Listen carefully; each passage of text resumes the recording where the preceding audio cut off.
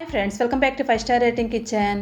ఇవాళ వీడియోలో ఆరోగ్యానికి ఎంతో మేలు చేసే గోరుచిక్కుడు పల్లీలు ఈ రెండు మిక్సీ చేసి ఒకసారి ఇలా కొత్తగా ట్రై చేసి చూడండి. పిల్లల నుండి పెద్దల వరకు అందరూ ఇష్టంగా తింటారు. దీనికోసం 1/2 kg వరకు గోరుచిక్కుడు తీసుకున్నాను. దీన్ని ముక్కల కింద కట్ చేసుకొని నీళ్ళలో వేసుకొని శుభ్రంగా నీట్గా క్లీన్ చేసుకోండి. ఇప్పుడు పొయ్యి మీద ఒక ప్యాన్ పెట్టుకొని దానిలో పల్లీలు 2 గుప్పిళ్ళు తీసుకోవాలి. 1/2 kg నేను గోరుచిక్కుడు తీసుకున్నాను కదా, 2 గుప్పిళ్ళ వరకు పల్లీలు తీసుకోండి. మరీ ఎక్కువ అయితే తీసుకోకండి. వీటిని బాగా వేయించేసుకోండి క్రిస్పీగా అయ్యే వరకు. ఇవి వేగే లేదో ఒకసారి చెక్ చేసుకోండి. చూడండి వేగే కదా. ఇలా వేగిన తర్వాత 2 స్పూన్లు ధనియాలు వేసుకోవాలి.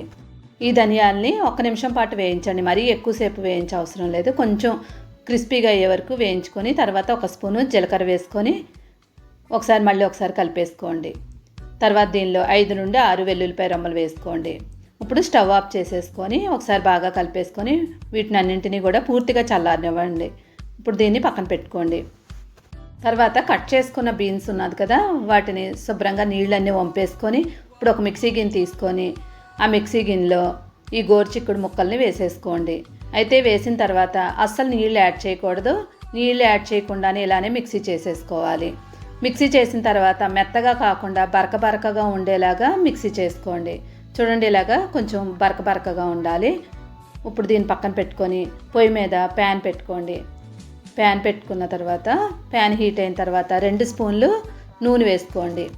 ఈ నూనె అంతా కూడా పాన్ అంతా స్ప్రెడ్ చేసుకోండి. మరీ ఎక్కువ ఆయిల్ అవసరం ఉండదు. ఒకవేళ ప్యాన్లో చేసుకున్నట్లయితే, అదే మనం స్టీల్ దానిలో ఏదైనా చేసుకున్నట్లయితే కొంచెం ఎక్కువ నూనె వేసుకోండి.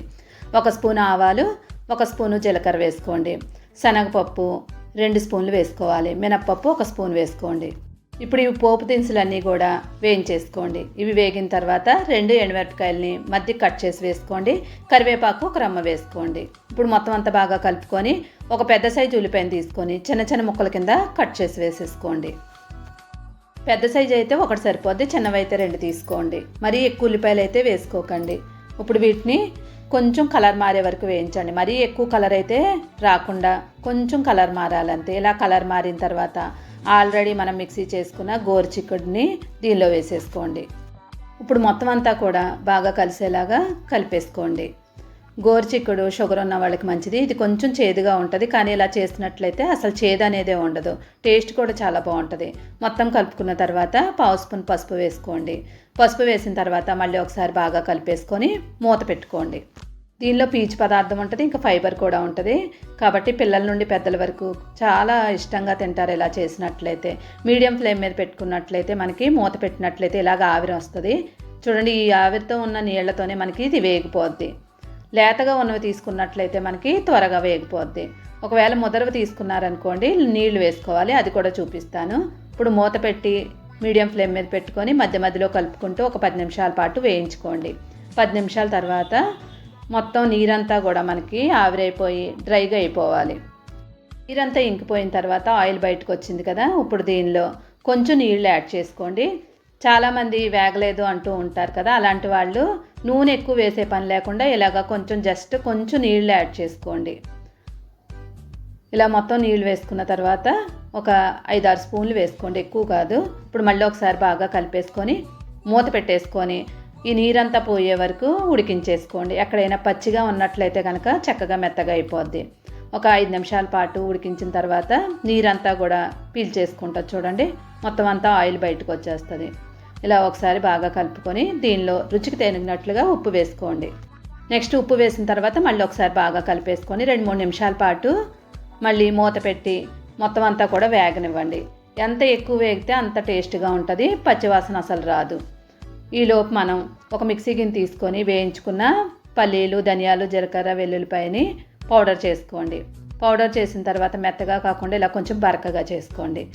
ఇలా బరకగా అయిన తర్వాత కొబ్బరి ఒక చిన్న ముక్క తీసుకొని చిన్న ముక్కల కింద కట్ చేసి వేసుకోండి. ఇది పచ్చి కొబ్బరి, ఎండు కొబ్బరి తీసుకోకండి. పచ్చి కొబ్బరి తీసుకోండి, బాగుంటుంది.